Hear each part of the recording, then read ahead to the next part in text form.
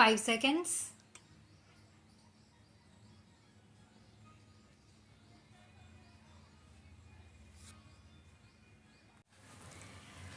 I should like now to make a few observations on the budget.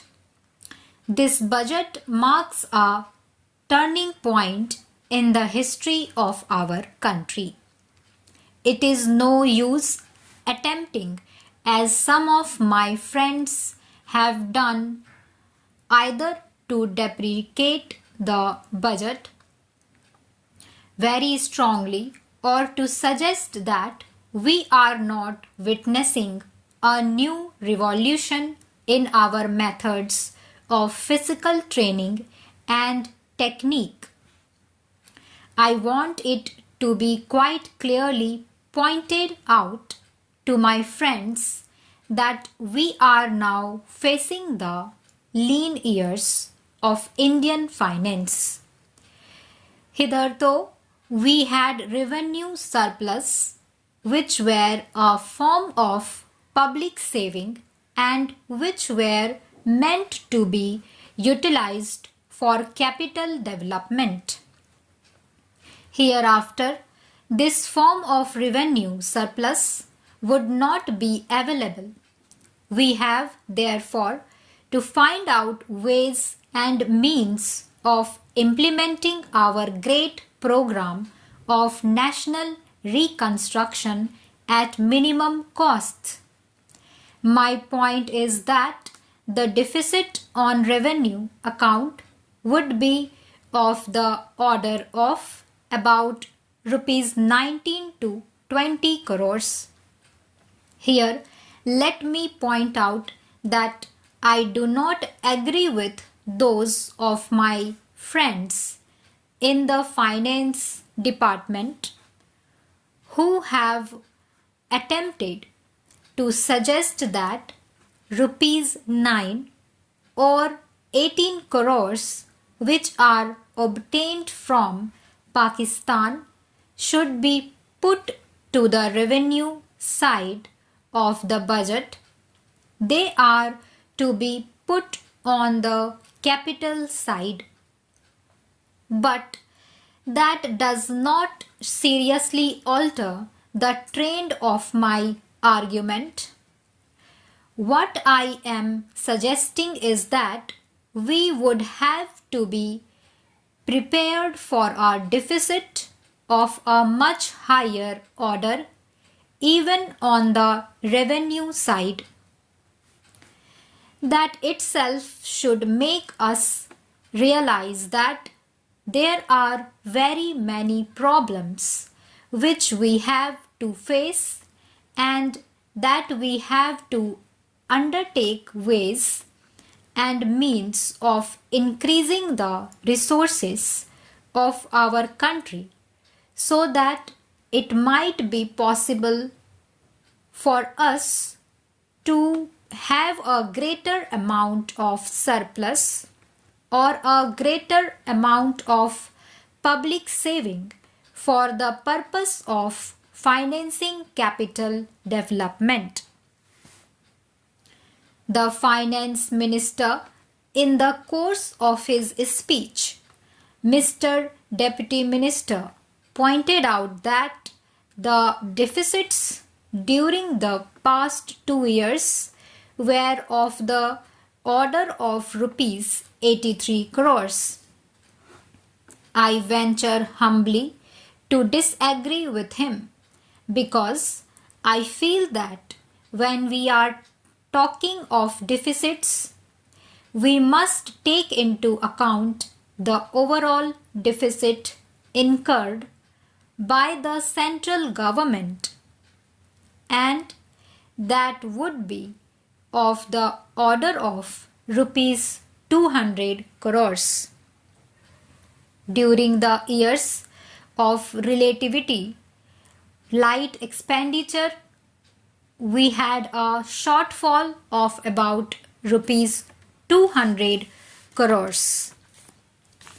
Undoubtedly, now when we are going to have a very great amount of expenditure, we might have a greater amount of deficit, and we would have to find out ways and means of trying to meet our capital expenditure.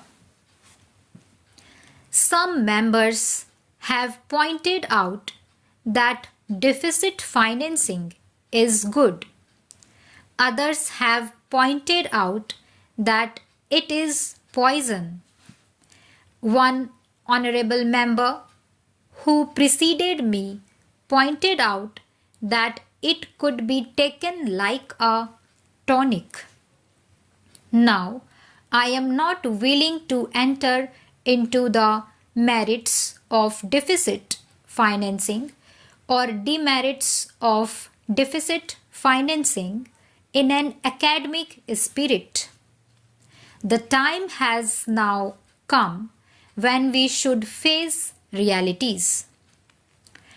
I do suggest that we have to indulge in deficit financing because without indulging in deficit financing, it would not be possible for us to indulge in capital expenditure on such a large scale.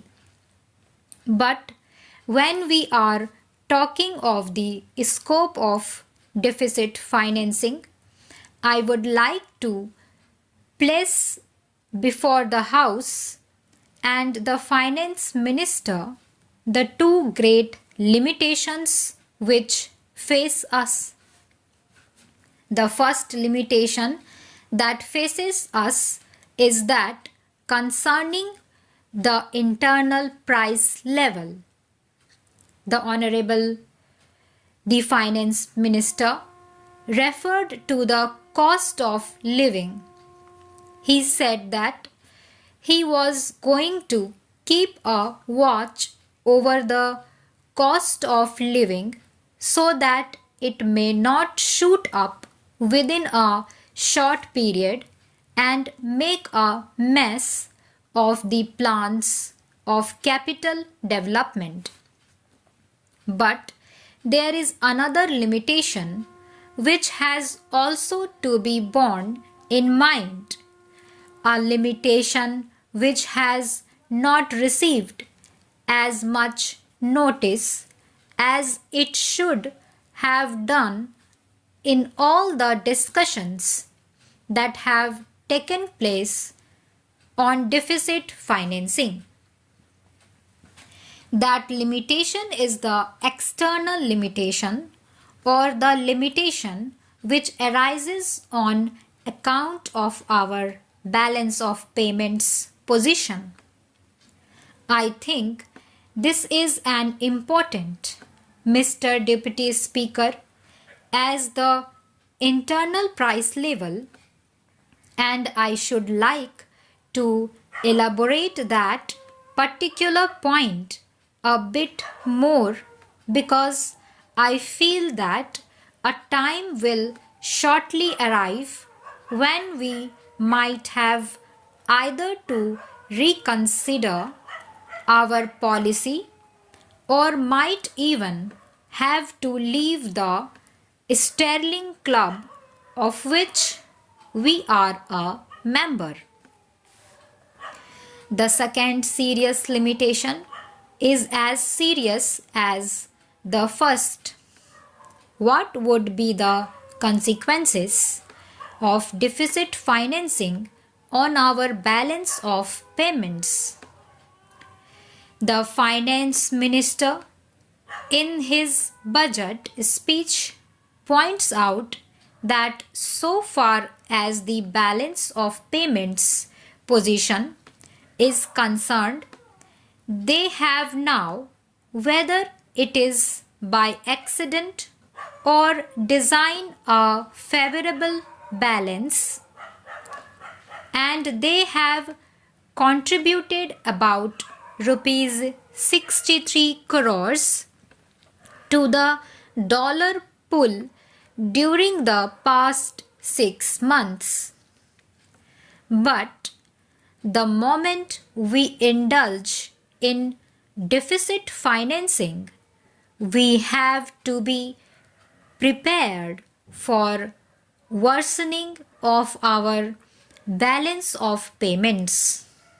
Stop.